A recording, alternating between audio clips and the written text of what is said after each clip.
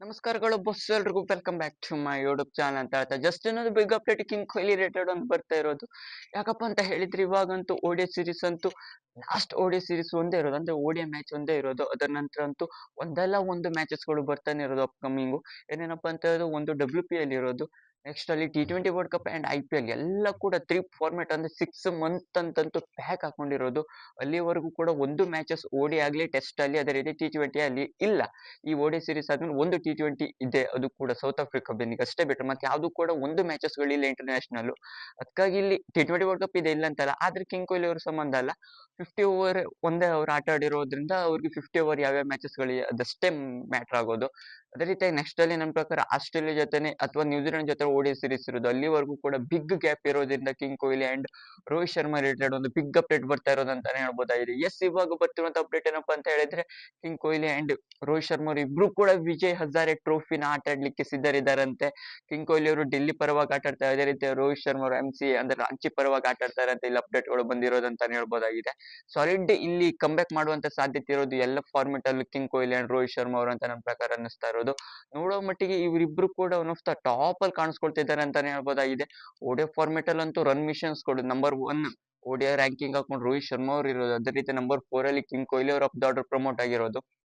A to Z ಎಲ್ಲ format ಅಲ್ಲೂ ಕೂಡ ಕಿಂಗ್ ಕೊಹ್ಲಿ ಅಂಡ್ ರೋಹಿತ್ ಶರ್ಮಾ ಅವ್ರು ಹೆಚ್ಚಿನಾಗ ಅವ್ರ ಮೇಲೆ ಹೆಚ್ಚಿನಾಗ ಡಿಪೆಂಡ್ ಹಾಕೊಂಡಿರೋದಂತಾನೆ ಹೇಳ್ಬೋದಾಗಿದೆ ಎಲ್ಲ ಕ್ರಿಕೆಟರ್ಸ್ ಗಳು ಕೂಡ. ಅದೇ ರೀತಿ ವಿಜಯ್ ಹಜಾರೆ ಟ್ರೋಫಿಲಿ ಇವ್ರು ಕಂಬ್ಯಾಕ್ ಮಾಡಿರೋದ್ರಿಂದ ಸಾಕಷ್ಟು ವರ್ಷಗಳ ಬಳಿಕ ಅವ್ರು ಕಂಬ್ಯಾಕ್ ಮಾಡ್ತಾ ಇರೋದಂತಾನೆ ಹೇಳ್ಬೋದಾಗಿದೆ ಕಿಂಗ್ ಕೊಹ್ಲಿ ಅವರಂತೂ.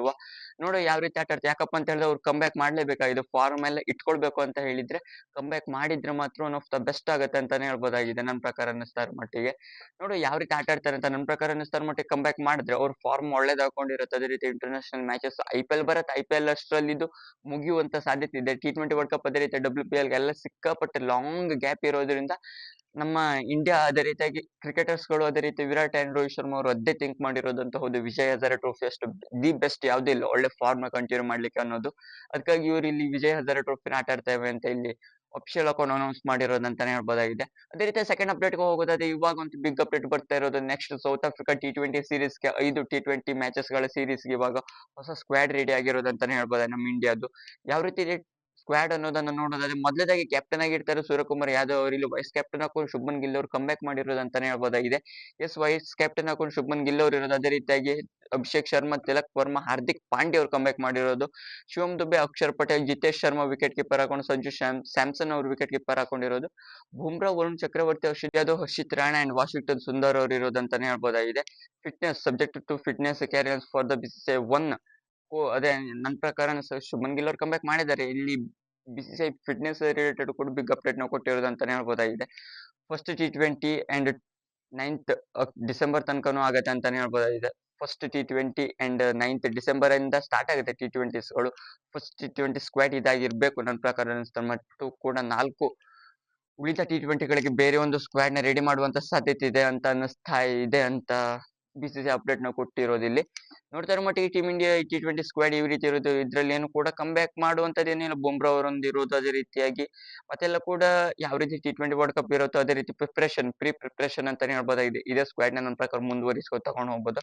ನಂಗೆ ಶುಭನ್ ಗಿಲ್ ಅವರು ವೈಸ್ ಕ್ಯಾಪ್ಟನ್ಸಿ ಕೊಟ್ಟಿರೋದು ಅಷ್ಟೊಂದು ಸೂಕ್ತ ಅಲ್ಲ ಅಂತ ಅನ್ನಿಸ್ತಾ ಇರೋದು. ಅಲ್ಲಿ ಬುಮ್ರಾ ಅವ್ರು ಕೊಡ್ಬೋದಾಗಿತ್ತು ಅಥವಾ ಹಾರ್ದಿಕ್ ಪಾಂಡ್ಯ ಅವ್ರಿಗೆ ಕೊಡ್ಬೋದಾಗಿತ್ತು ಅಂತ ಅನ್ನಿಸ್ತಾ ಇರೋದು. ನೋಡು ಏನ್ ಮಾಡ್ಲಿಕ್ಕೆ ಬರಲ್ಲ, ಅದು BCCI ತಲೆ. ಅದೇ ರೀತಿಯಾಗಿ ಮೂರನೇ ಅಪ್ಡೇಟ್ ಹೋಗೋದಾದ್ರೆ ಬಿಗ್ ಅಪ್ಡೇಟ್ ಮೋಹಿತ್ ಶರ್ಮಾ ಅವರು ರಿಲೇಟೆಡ್. ಇವಾಗ IPL ಇಂದ ಅವರು ಫಾಸ್ಟ್ ಬೌಲರ್ ಹಾಕೊಂಡು ಗುಜರಾತ್ ಇಂದಾನೆ ಎಂಡ್ ಮಾಡ್ತಾರೆ.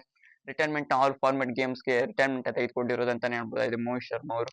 ಇದು ಬರ್ತಿರುವಂತ ಅಪ್ಡೇಟ್ಗಳು ಯಾಕಪ್ಪ ಅಂತ ಹೇಳಿದ್ರೆ ಅವರಿಂದ ಆಗ್ತಾ ಇಲ್ಲ, ಬೌಲಿಂಗ್ ಅಲ್ಲೂ ಕೂಡ ಅಷ್ಟೊಂದು ಸ್ಕಿಲ್ಸ್ ಗಳು ಪ್ರೊವೈಡ್ ಆಗ್ತಾ ಇಲ್ಲ.